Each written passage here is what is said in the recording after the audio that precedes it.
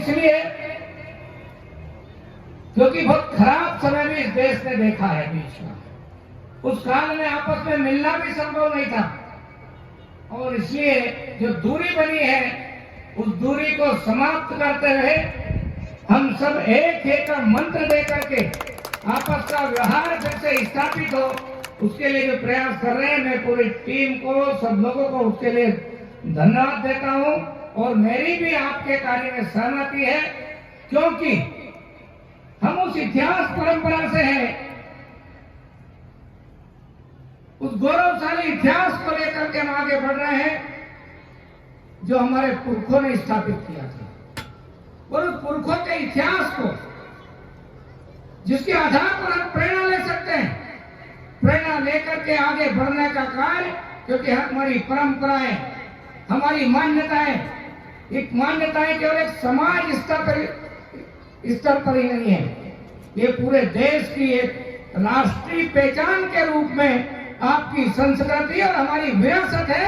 इसको दुनिया के लोगों ने भी देखा है, भारत के लोगों में फिर से गौरव का भाव स्थापित करने की जरूरत है। और परंतु पहले उसके लिए पवारों को आगे आना होगा, क्योंकि समय बदला है, परिस्थितियां बदली है, और परिस्थितियां इस ओर बढ़ रही है कि अब वो इतिहास जो शायद हमको मालूम नहीं, शायद हमको जानकारी नहीं। अभी वो मेरा बेटा जिसका हमने सम्मान किया, कपिल, जरा बता रहा था, मैं उसकी बात नहीं काट रहा हूं, उसकी बहुत सारी बातों का मैं समर्थन करता हूं, लेकिन जो गलत जानकारियां दी गई, एक जानकारी उसने बताई कि भाई जुड़ो बोला नहीं, जुड़ो पर वो भारत का नहीं है। और यही बात आज आवश्यकता है कि भारत से दुनिया में कई हुई चीजें हैं, आज हमको कहना पड़ रहा है कि वो कला भारत की नहीं है। ये बहुत दुर्भाग्यपूर्ण है। इसको बदलने का और बदलने का काम आपको सबको मिल करके करना पड़ेगा, क्योंकि आपका गौरवशाली इतिहास है, आपके पुरखों ने इतिहास रचा है, परंपरा स्थापित की है। इस मिट्टी के साथ में मां का संबंध स्थापित करते हुए दुनिया के सामने भारत को गौरवशाली उपलब्धि दी है। लेकिन दुर्भाग्य से बीच के कालखंडों में जो कुछ हुआ है, चाहे वो आक्रमणों के कारण हुआ होगा, विदेशी दास्ता के कारण हुआ होगा, हम टूटे हैं, हम बिछड़े हैं, और बिछड़ के और टूटने के कारण से निश्चित रूप से ताकत कम होती है। उस ताकत का संचार फिर से करने की आवश्यकता है।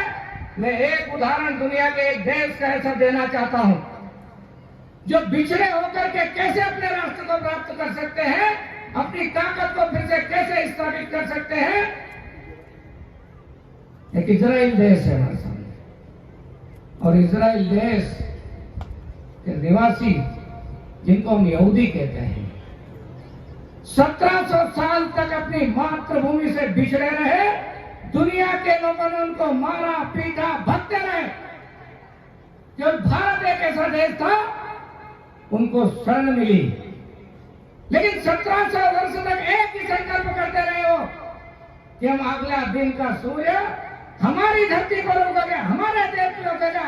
और आज हम देखते हैं कि इस्राइल वो शक्तिशाली देश है, छोटा सा देश है, लेकिन अच्छे अच्छे देश उससे सर्राते हैं। उनके उस संकल्प के कारण वो सब कुछ हो सका है।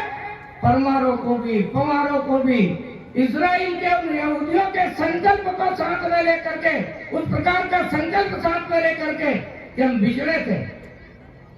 हम तो, हमारी धरती किसी ने छीनी नहीं है, बिछड़े हैं, हम उसी भारत भूमि में रहते हैं। हम एक क्यों नहीं हो सकते हैं? हमारी परंपराएं, मान्यताओं को हम साझा क्यों नहीं कर सकते हैं, और व्यवहार में क्यों नहीं ला सकते हैं?